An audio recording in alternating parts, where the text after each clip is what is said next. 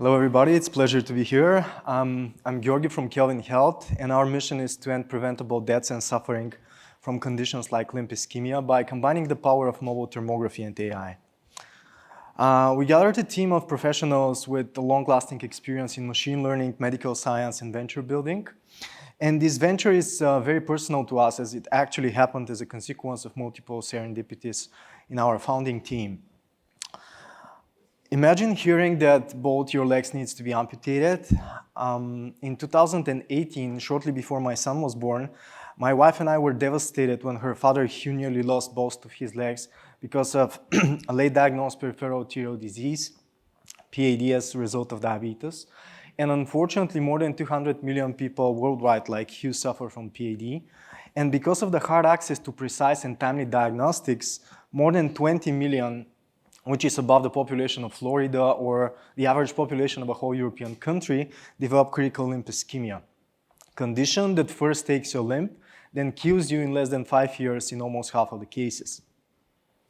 Patients with diabetes like you are very exposed at very high risk of developing cardiovascular disease and complications, and ironically are among the hardest to diagnose because of their typical higher tolerance to pain and medial arterial calcification. So this is Professor Georgi Kadrev, head of angiology and cardiology of City Clinic. And when patients finally end up at his office, it's typically at quite advanced stage. Also, they need to be examined fastly, rapidly, but the current diagnostic methods are not good enough, especially for patients with diabetes. And in general as well, they are quite timely. Even the ABI, the TBI take quite some time and training. The same goes for the sonography and the Doppler ultrasound. On the other end of the spectrum, we have the X-ray angiography. It's quite timely, it's quite invasive, required injection of a dye, radiation of multiple hours, and typically hospitalization. So, provoked actually also by the COVID-19 pandemic 4 years ago, we started to thinking, can we use our long-lasting, more than 10 years experience in image recognition for generic images and actually start building a diagnostic solution that is as simple as taking an image with additional thermal camera, basically using a pocket-sized thermal camera attached to your phone like this one. We can capture the heat of the body, detect local anomalies, and notify the doctor if needed. And this is something that can be done by the specialist, but it can also be done by the nurse practitioner, by general practitioner, or even Hugh's wife. So this whole concept is possible because our local body temperature is directly related to blood flow. And if there's an anomaly in our temperature, this means that there's some anomaly in our blood flow, and there's a relatively limited amount of reasons that might affect it, such as typically inflammation or directly a vascular problem, typically some type of blockage like stenosis or thrombosis. And if we can collect enough samples, we can train good enough machine learning models that can assist in precise diagnostic process. There are naturally multiple potential therapeutic areas of them. Some have been more explored, others less explored in the literature. But we decided to focus a lot on vascular disease. As you can see here, it's pretty visible, even with the naked eye, a difference between, let's call it a vascular healthy pair of legs and a pair of legs that have critical limb ischemia below the knee line of the patient. We started collecting and annotating thermal images, also doing the other typical clinical pathway for the patient to examine them. And we were able to train machine learning models that can both segment the different zones of the legs and also detect the level of perfusion problem in each one of them with certain level of confidence. So the process, again, is as simple as that, capturing the thermal image and then suggesting certain scores for the different zones.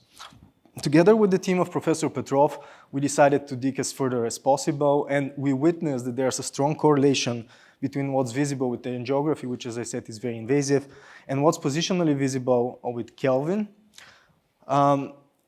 This is application, something that we see a lot of concordance along specialists for peri and post-procedure application. Even in real time or close to real time, you can see how the perfusion changes based on the distribution of heat. And we've witnessed more than a few cases, unfortunately, where the Doppler specialist might miss a severe vascular problem and say that this is a normal, maybe typically after other like coronary procedure. but then just doing this thermal image and sending the patient to angiography to confirm that actually they need rapid intervention. Again, the global flow here is visible in conditions like the Leriche syndrome, aorta blockage. You can see even with the naked eye what can be visible. Our specialists got so excited that they decided to start taking photos of other territories, vascularly the carotid area, and they saw that hypoperfusion in the internal and external might be visible based on thermography as well. So this is a new additional research area of ours currently. So encouraged by this application to vascular, we decided to focus a lot at first on building Kelvin Health as a vascular diagnostic assistive device that comes at the benefit of being non-invasive and non-operator dependent, which is very important given the lack of specialists and the throughput that might handle, but it's also rapidly applicable and eventually even in a remote patient context in the future. So if we need to drill down in the value proposition, again, optimizing part of the workflow, saving time for the clinician, saving costs eventually for the hospital, and ultimately, of course, bringing better quality of life and healing for the patient.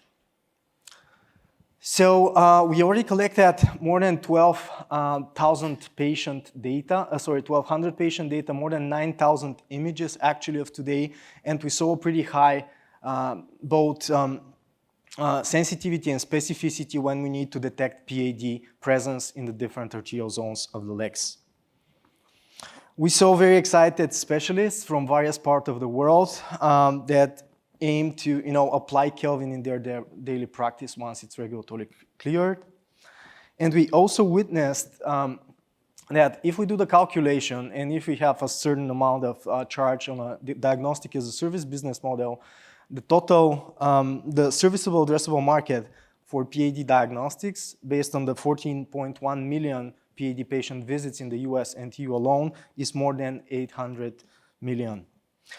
We started 2 months ago, we started conversations with US specialists as well, and we witnessed that they're very excited also about the application in primary care, eventually by podiatrists as well, and in emergency response setting. So this again encouraged us to think about a multi-stage approach where we'd start by, after clearance, to apply this in the hands of the specialist, but enabling the general practitioner and maybe in the distant or not so distant future, also the patient to have such type of device for multiple conditions so they can be proactively screened in their home. We are currently raising 4.8 million to speed up the regulatory clearance process and to prepare for commercialization. About 1/3 of it is already soft committed by European investors. And there are multiple other companies aiming to build some type of well-being devices based on thermography, but none of them, to the best of our knowledge, is building something for a socially significant device based on a well-trained machine learning data set. So if you also believe that a true unicorn company should positively affect the lives of many people, we are happy to discuss how we can join forces and help save the limbs and lives of people like you together.